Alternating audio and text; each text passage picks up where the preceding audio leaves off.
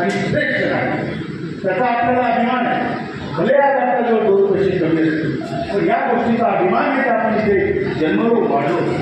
म्हणून हा नारा आहे, ज्येष्ठ भारत, ज्येष्ठ भारत.